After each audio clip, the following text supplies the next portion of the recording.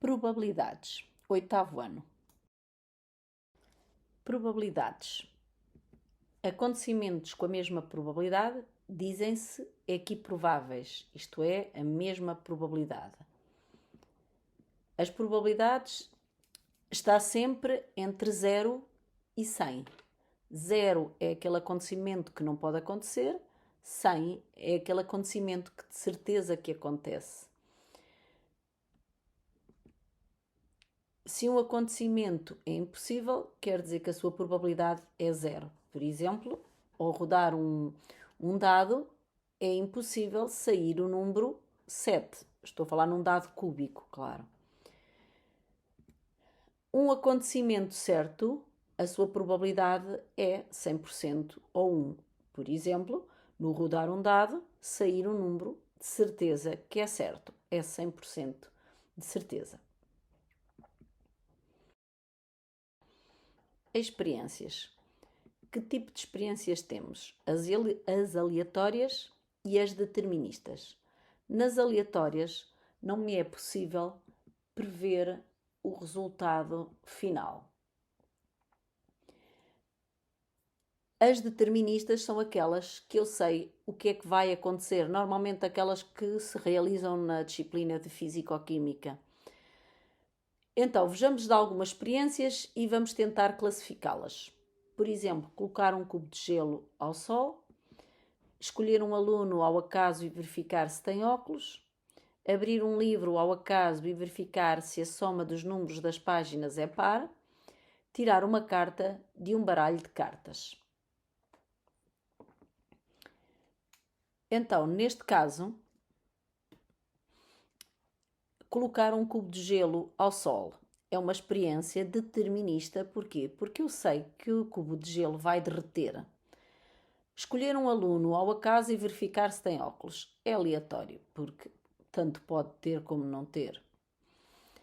Abrir um livro ao acaso e verificar se a soma do número das páginas é par.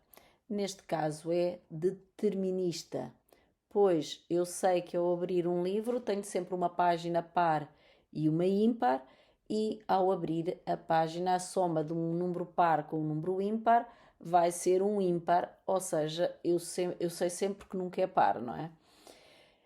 E tirar uma carta de um baralho de cartas é uma aleatória, porque eu sei que será uma das 52 cartas, mas não sei qual é. Espaço de resultados ou espaço amostral. O espaço de resultados é aquilo que vai poder sair dentro da nossa experiência. Vamos partir do exemplo desta experiência, rodar um dado cúbico numerado de 1 a 6 e anotar o valor saído. Outra experiência, tirar uma carta de um baralho de cartas e anotar o que saiu. Isto são sempre experiências aleatórias.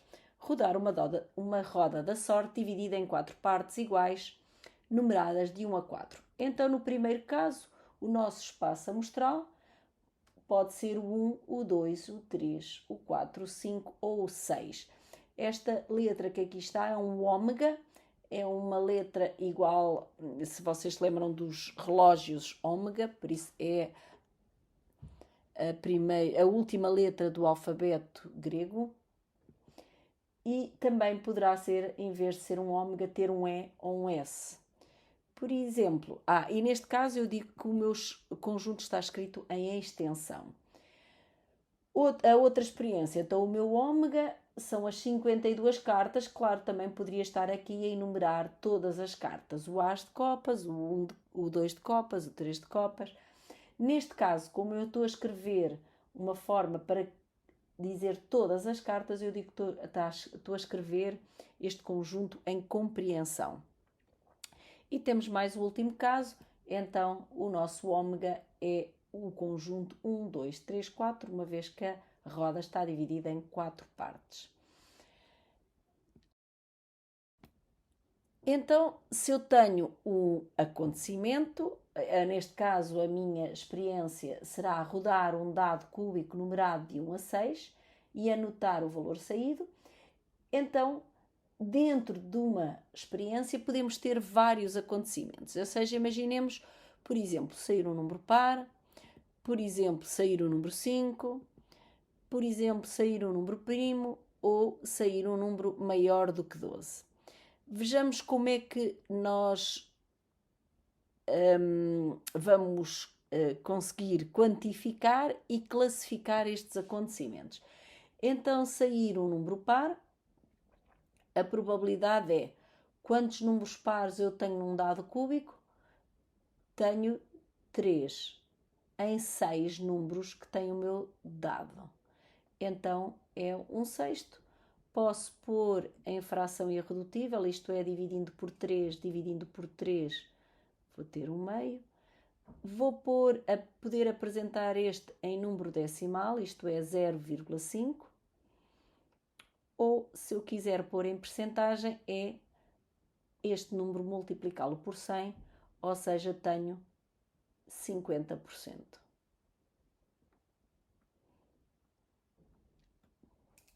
Neste segundo caso, sair o número 5. Então, a minha probabilidade é quantos números 5 eu tenho num cubo, imaginando que ele não é falso, por isso tem uma face com cada número, então é 1 em 6, que também posso pôr em número decimal, em fração, neste caso a fração irredutível já estava. Sair um número primo. Então convém recordar que os números primos de 1 a 6 é o 2, o 3 ou o 5. O próximo número primo seria o 7, mas já não está no dado. Então tenho também 3 em 6. Ou seja, 1 meio ou 50%. Então, a probabilidade de sair um número maior do que 12 não existe, então é 0 em 6. Ou seja, isto é 0 ou 0%. Ainda mais uma experiência, sair um número maior do que 0, a minha probabilidade são 6 números, por isso todos eles são maiores do que 6, por isso é 6 em 6. Ou seja, isto é 1, ou se eu quisesse ver em percentagem, diria que era 100%.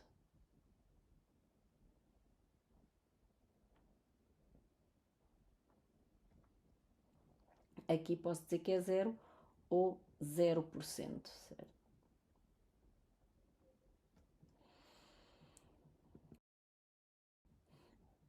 Vamos então classificar os acontecimentos. A classificação de acontecimentos pode ser elementar se tiver um só elemento, pode ser composto se tiver mais do que um elemento.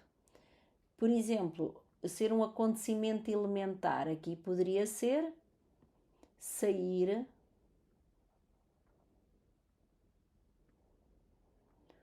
o número 7, não é? Só tem mesmo um elemento. Um composto poderia ser sair um número par.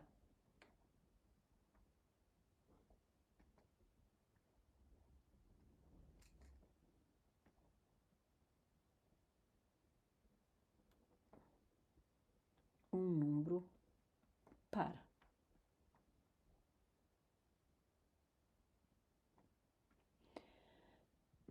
Por exemplo, um impossível poderia ser sair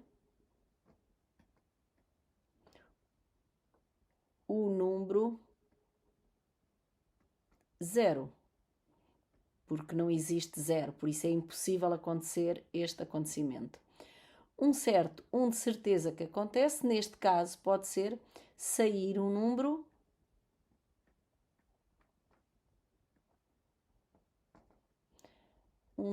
por exemplo, abaixo de ou menor do que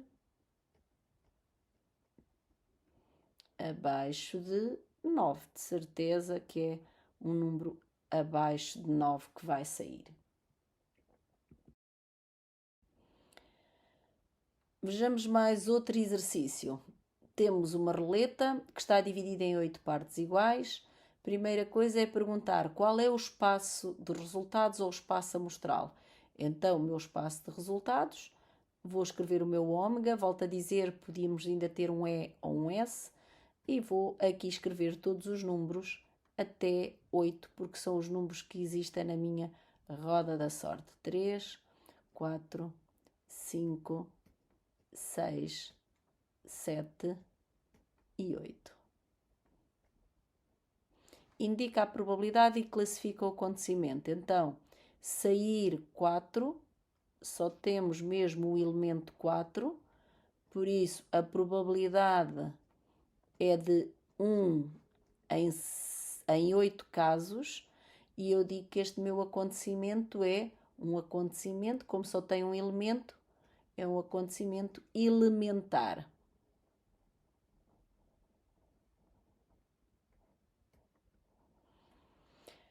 Sair um número abaixo de 9. Então, um número abaixo de 9 são todos, não é os que estão na roleta. Por isso, 1, o 2, o 3, 4, 5, 6, 7 e 8. Ou seja, a probabilidade são 8 em 8 casos. Ou seja, este é um acontecimento certo. Os acontecimentos certos, o acontecimento certo é sempre a probabilidade, certo. A probabilidade do acontecimento certo é sempre 1 ou 100%. Sair um número primo. O número primo que temos aqui é o 2, o 3, o 5. São números que só têm 2 divisores. E o 7.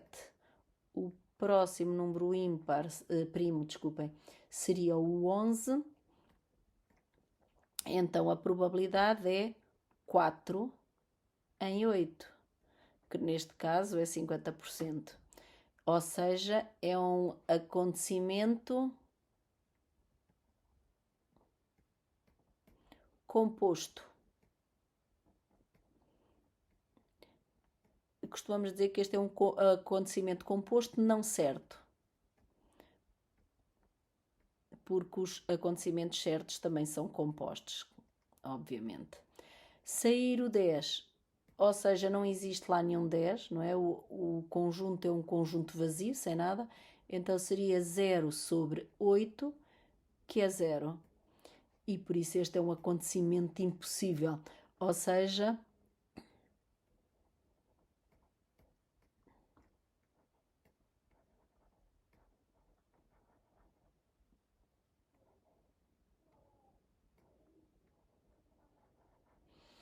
nos acontecimentos impossíveis, a probabilidade é sempre 0 ou 0%. Vejamos agora este exercício, em que temos duas roletas, uma está dividida em 8 partes iguais e a outra em 3 partes iguais. Vamos rodar ambas as roletas e anotar os números que saírem. Então, neste caso, se nos pedirem o espaço amostral ou o espaço de resultados, dá-nos mais jeito de fazer uma tabela, dizemos que é uma tabela de dupla entrada, em que pomos nos valores aqui na tabela, na parte superior, um dos objetos ou uma das roletas, neste caso, podem ser objetos diferentes, certo? Aqui temos a roleta, aquela maior, e depois aqui na vertical temos a outra roleta. Por isso, se fossem dois objetos, punhamos num dos lados um objeto outro e vamos preenchendo com os valores 0 e 1, depois o 0 com o 2, o 0 com o 3, o 0 com o 4, etc. até 8, e depois fazemos a mesma coisa com o 1 e depois com o 2. Ou seja, todos estes 24 elementos, porque são 8 vezes 3, são 24 elementos, são o número de elementos do meu espaço amostral. Ou seja, o meu espaço de resultados tem estes 24 elementos. Vejamos que tipos de pergunta nos podem fazer. Qual a probabilidade de saírem dois números abaixo de 4? Temos aqui dois números abaixo de 4. Temos aqui dois números abaixo de 4, aqui também. E a mesma lógica aqui na segunda linha, são estes três primeiros, que são abaixo de 4. e depois na última linha também temos só 3. Então a minha probabilidade é igual, por isso o meu denominador são aqueles 24 elementos que contém, por isso são todos os que estão ali representados na tabela, e aqui vamos pôr só os 9 elementos que eu sublinhei. E simplificando, se nos pedirem em forma de fração irredutível, eu divido por 3, por isso dividi por 3 ambos os elementos. Está em forma de fração irredutível. Se nos pedirem em forma decimal, utilizo a calculadora e vejo que isto é 0,375. Se nos pedirem em forma de percentagem, multiplico aquele valor por 100, que é no fundo andar duas casas decimais com a vírgula, isto é 37,5. Mais uma só questão. Qual a probabilidade de serem dois números primos? Então reparem que o meu denominador é igual, vão ser os 24 casos. Agora vamos ver ali na tabela quais são os valores que são primos, onde temos dois primos. Então sabemos que os números primos que temos até ao número 8 é o 2, o 5, o 2, o 3, o 5 e o 7. Então vamos ver onde é que temos dois destes números. Então temos aqui, na primeira linha não temos nenhum, na segunda linha também não, porque temos de ter os dois. Então aqui temos 2, 2, o 2 com o 3, também são dois números primos. Depois temos o 2 com o 5 e temos o 2 com o 7, ou seja, temos estes 4 casos, ou seja, então a probabilidade fica 4 em 24. 4 em 24 também dá para simplificar, neste caso não é dividido por 3, mas vou dividir por 4, fica 1 e 6, porque 6 vezes 4 é 24. Se me pedirem em número decimal, utilizo ali a calculadora e sei que isto é 1,6666, ou seja, aproximando vou dizer que é 1,7.